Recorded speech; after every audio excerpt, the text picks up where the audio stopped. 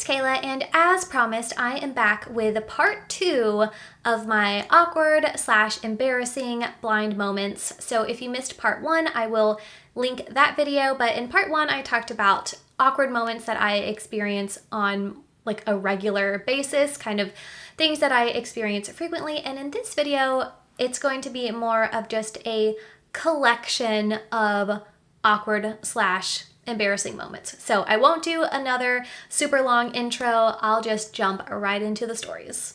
These are in no particular order, but up first, we've got an embarrassing blind moment from when I was just turning 18. I was on a vacation with my family to the beach, and my boyfriend, Ray, at the time, came with us. And at the resort we were staying at, they did karaoke by the pool, and I love karaoke. I wouldn't say it's something that I do very often, like at all, but I love a good opportunity to do karaoke. So I was like, OMG, how cute would it be if me and Ray sang a duet of Summer Lovin'? I think, that's not what it's called. Is the song called Summer Nights? I don't know. I'm sure you guys know what I'm talking about if I say Summer Lovin', the song from Grease. And so I was like, that would be so adorable for us to do a little karaoke duet of that song while we are on this summer beach trip vacay.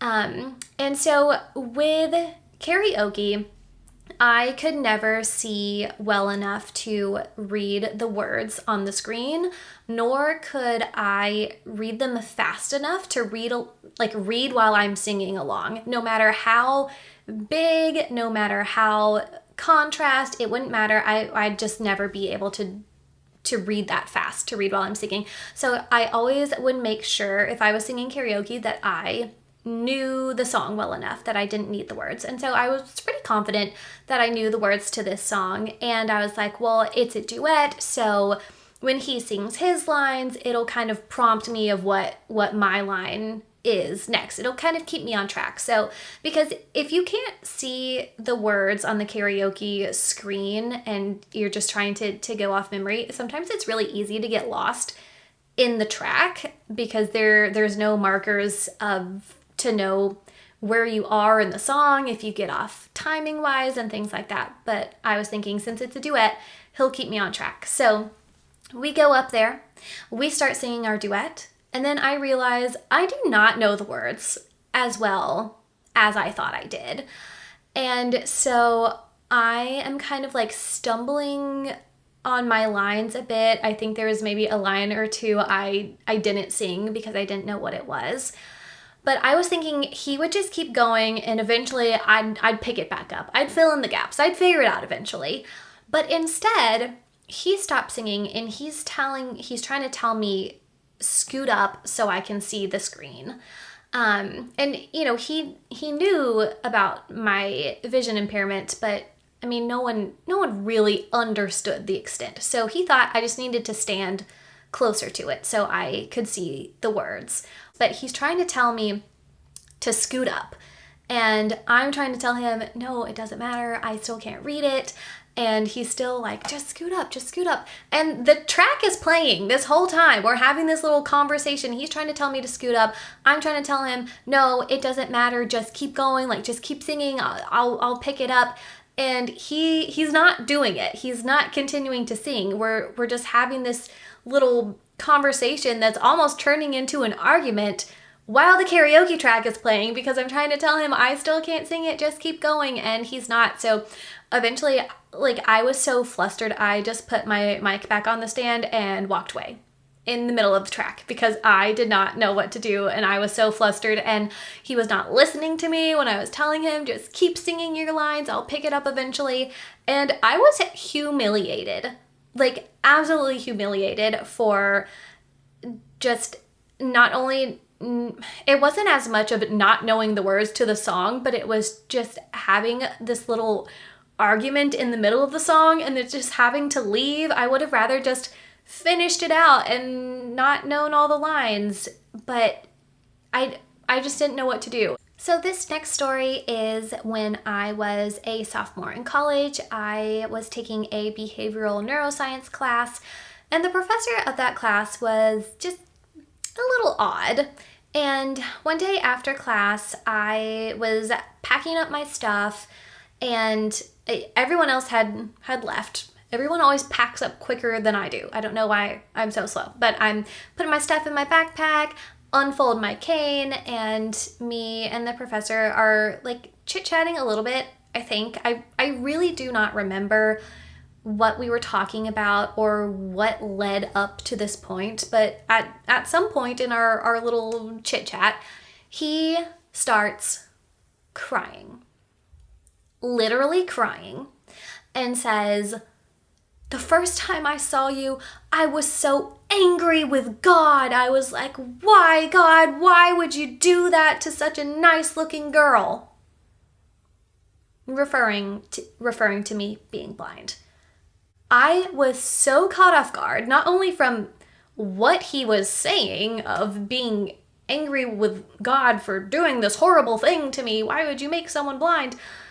Not just that, but the tone, like it was very passionate. He sounded very angry when he was saying, "I was so angry with God." And he's crying, literally crying. It was probably the most uncomfortable encounter I've ever had with a person in regards to my blindness. I had no idea what to say or like how to act. I wanted to run away, and I honestly, I don't know what I said or what happened after that. It's like my memory just blocked out everything on either side of that statement. That's the only part of it I remember, but I remember that specific thing so clearly. Like I'm positive word for word that is what he said. Again, so unbelievably uncomfortable. And you know, why does it matter that I'm a nice looking girl? I guess you should only, and I don't know if he meant nice looking as in like I looked good, or nice looking as in I just looked like a really nice girl. But either way, I guess God is only supposed to bestow blindness on mean or ugly people. This next story is a blind person classic, which is trying to get into the wrong car. So when I was probably like 13, I was leaving dance class and trying to, figure out which one is my parents' car, which was always a chore. My parents had, I think, 3 different cars, and so I never knew which one to expect. Luckily, they were usually late, so usually everyone else was gone and they were the only car pulling up in the parking lot after everyone else had left. And so it was a safe bet that was one of my parents. And I had different ways of recognizing their cars. We had like a white SUV. The headlights, for whatever reason, were recognizable to me. And then my stepdad drove a very, very loud, annoyingly loud Mustang. And so I could usually hear that car. But then my mom drove a 3000 GT, 300 GT. I don't know cars. Back when I could see, all cars looked the same to me. It was a black car. I could not distinguish it from other black cars. That was the hardest one for me to recognize.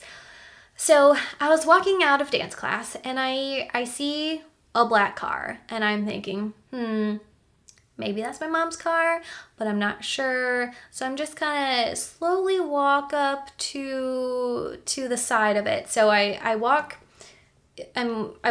down the sidewalk and then like to the passenger door of this car. And I just stand there for a second thinking, if that's my mom, she'll like open the door for me. She'll roll down the window and be like, "What are you doing? Get in."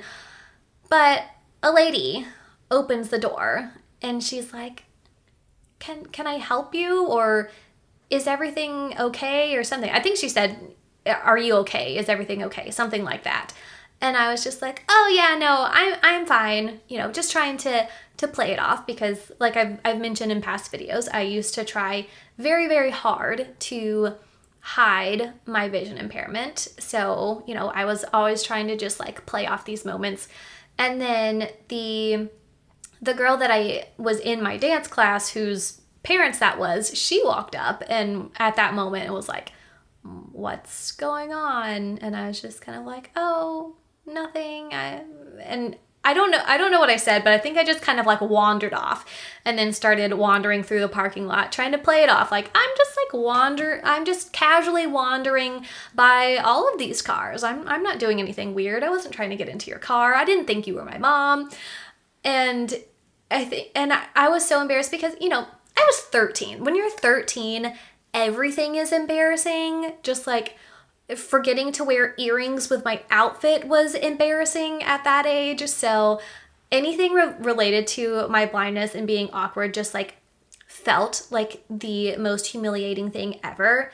It probably doesn't sound like it telling these stories back. But at the time, being 13, it was so embarrassing, and I think it makes it more embarrassing that I tried to hide it instead of being like, oh, sorry, I thought this was my mom's car. I can't see well. That would have been way less embarrassing than to just be like, oh, no, nothing. I'm just wandering around the parking lot. Like, that probably looked 10 times weirder.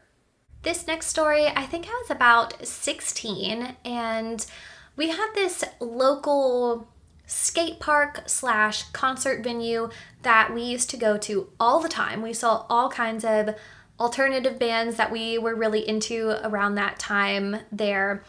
And so there was one time, there was a concert I really, really, really wanted to go to. It was sold out. Somehow my sister bought a single ticket from someone, and then she ended up not being able to go, and she gave me her single ticket. And I told this whole story before in a previous video about how hiding my vision impairment put me in unsafe situations because I went to this concert by myself. So if you want to hear that whole story, minus this embarrassing part that I'm about to tell, you can check out that video. I will link it.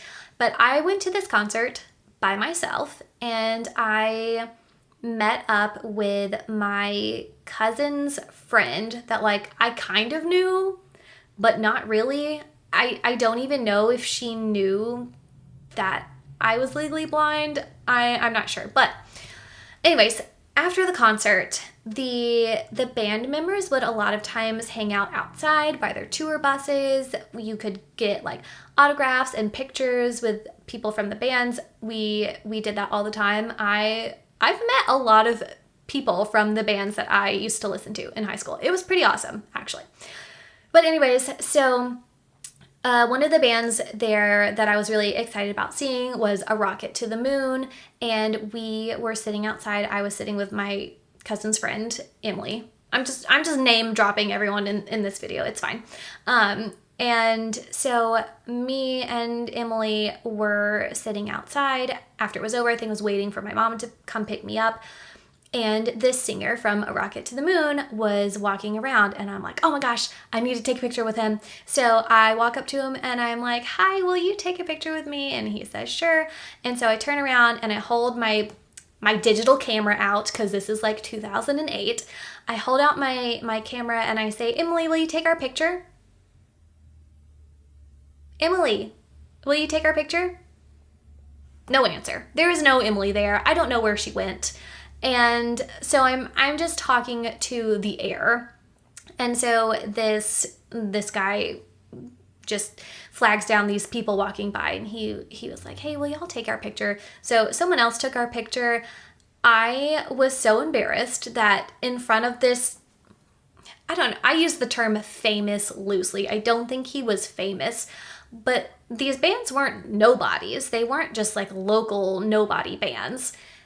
So this guy that I perceive as this like famous guy in this band that I really like, and I ask him to take a picture with me, and then I'm just standing there holding my camera out to no one, calling no one's name, that someone who wasn't there. And I think, again, it's embarrassing because if a sighted person turns around and says, oh, hey, Emily, will you take our picture? Then they'd be like, oh, wait, where'd Emily go? They would be normal about it. But me, I'm just still holding the camera out and I'm like, Emily, will you take our picture? And there's no one there. I'm sure it looked like I was just a crazy person just talking to nobody, handing my camera out to nobody. And I think what just made it sting the most is I felt like he was annoyed and impatient with me.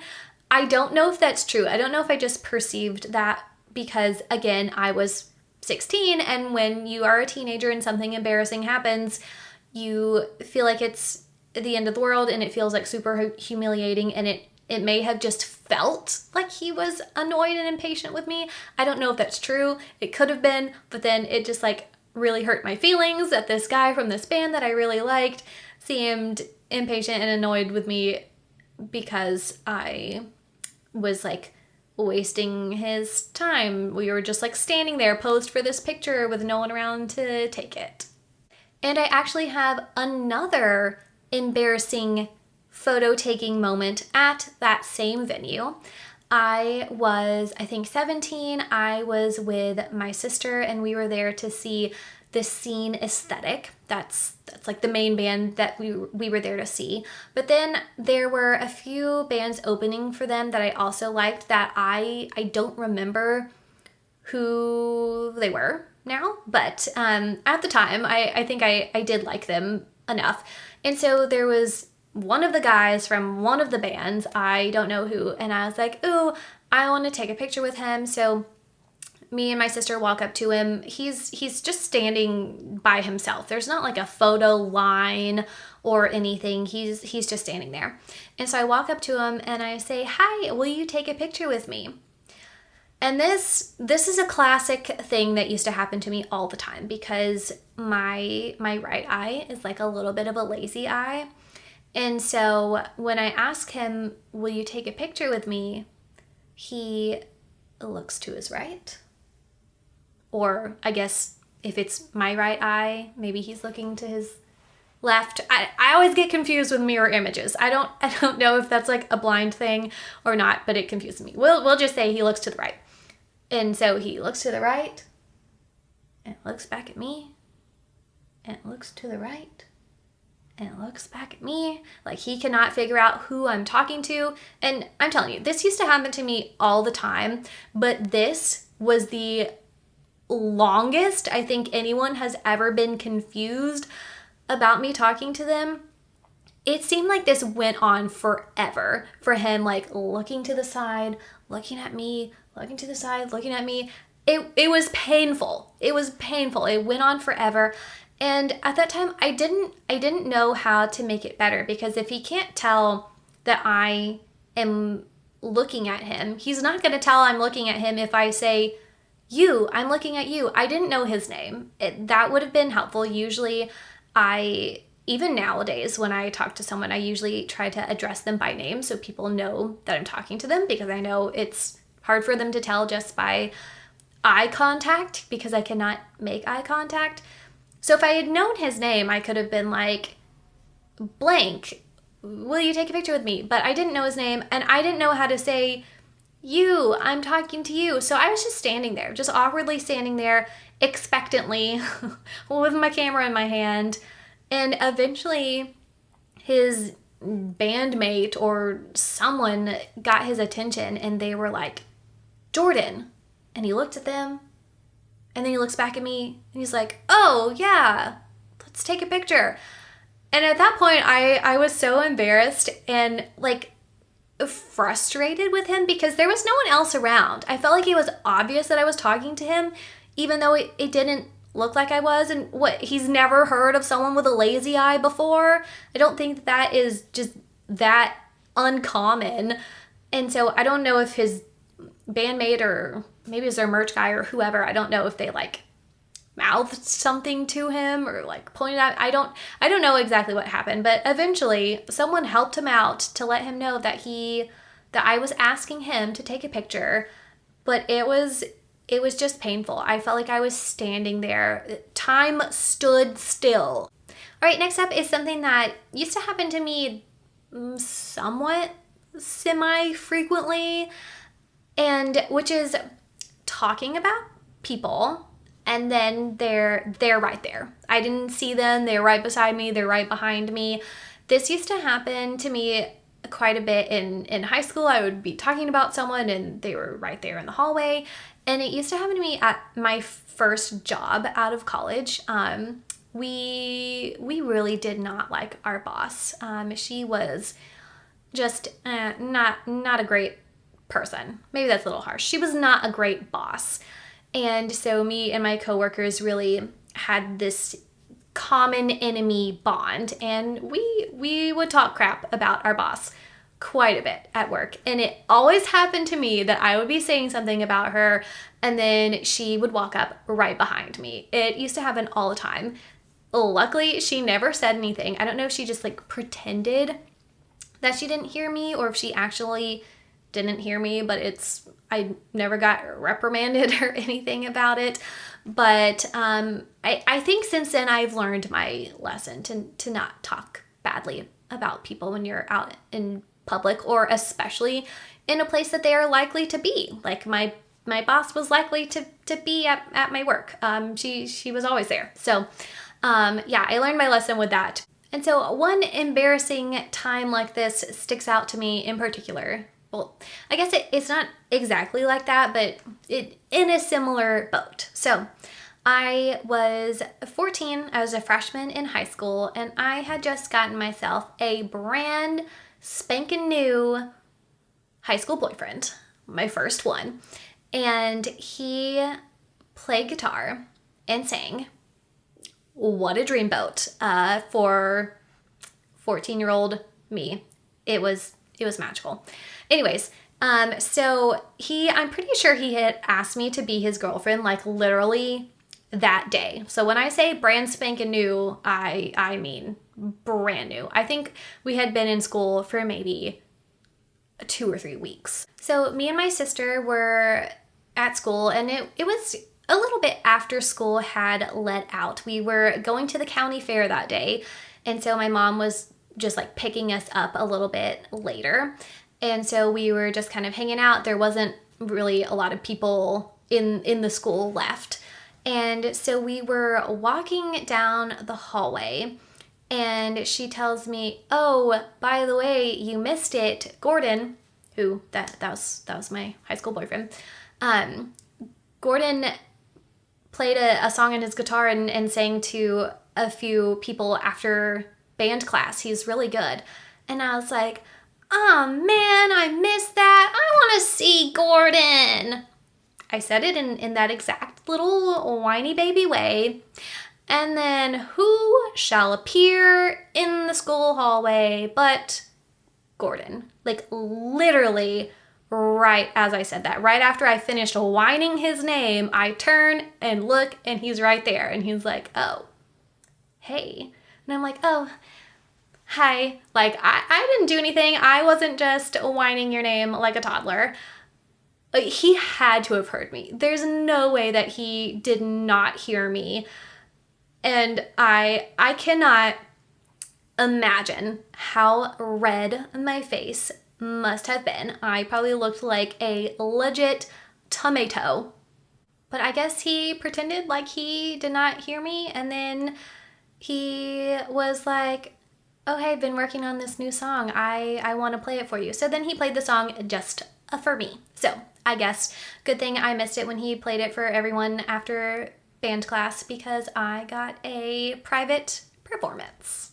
This next story is a little bit more recent. So for my first job that I had after grad school, I was fully remote. And so we did a lot of Zoom meetings, and a few weeks into my job, the sound on Zoom was not working, or I was having some issues with it. I don't know what was going on. And so I asked my husband if he could come in my office and look at it and help me troubleshoot. And so he comes in there and I'm like, "Hey, will you look at this? Something's wrong with my sound." And he looks at it and he's like, "Yeah, but do you know that you can only see the top of your head?" You could only see the top of my head in my Zoom screen. And I had been doing meetings like that for weeks. Weeks I've been in work meetings where you could only see the top of my head. I thought I had the laptop positioned where you could see all of me and it was a good angle, but apparently not. And I don't know why nobody told me. That's the thing about some of these embarrassing moments. I think people think it will be embarrassing to tell you, hey, we can't see you. We can only see the top of your head. But it's more embarrassing if they don't say anything and then I am just like that indefinitely. This next story is when me and Ethan a few years ago were at Disney World. We were eating at Earl of Sandwich in Disney Springs, my favorite restaurant there. We go there like every time we go. And so we get our food and Ethan's guiding me to the table and he says, okay, here's our table. And so I hop up on the stool and then Ethan says, what are you doing? That's the table. I had just sat on the table, just hopped right up on there because last time we had eaten there, I think we sat at a high top. And so when Ethan said, here's our table, and I put my hand out and felt the surface, I think I assumed it was a tall stool or like a tall seat. And so I just hopped up there, but it was just a normal sized table and I sat right on the table, right in the middle of the restaurant. So we had a good laugh about that. And I think what's interesting about these embarrassing stories is that when I was a teenager, obviously these stories felt so much more embarrassing just because of my age, but also because I was not accepting of my vision impairment. I tried to hide it, and so it was a lot more embarrassing. Nowadays that I'm way more open about it, it's so much easier to just laugh at these stories. That was only just a teeny bit embarrassing. It was barely embarrassing. It was more of just a funny blind moment. Now, this last story is the most recent. I had met some coworkers for dinner. We have a small team. So we have a team lead and then there's 2 other therapists and then myself on our team. So pretty small. And we do meetings every other week virtually. And so I have never met these people in person before, and we've been talking for a while about wanting to get together for dinner and be in person finally, which I was really excited about doing. So we meet up at this restaurant that is pretty hipster fancy. It's not my kind of place that I typically frequent. I'm a very picky eater, and so there was a lot of conversation about me being a picky eater, what I eat, what I don't eat. They're going through the menu. There's some weird stuff on the menu, and they're asking me, oh, would you eat this? Would you eat this? What do you think of this? Blah, blah, blah. And so we get this appetizer that's I don't know, feta with honey and something else. I don't remember exactly what it was. But it was strange. It was out of my comfort zone, and so they were asking me, this is what this is. Are you gonna try it? And so I was like, yeah, I guess I'll try it. And so my 2 coworkers, their names are Laura and Lauren. And so Lauren said, okay, do you want me to put some of this on your plate for you? And I was like, yeah, that'd be great, thanks. And then Laura said, oh, what, are you so scared of the feta you don't even want to touch it with your knife?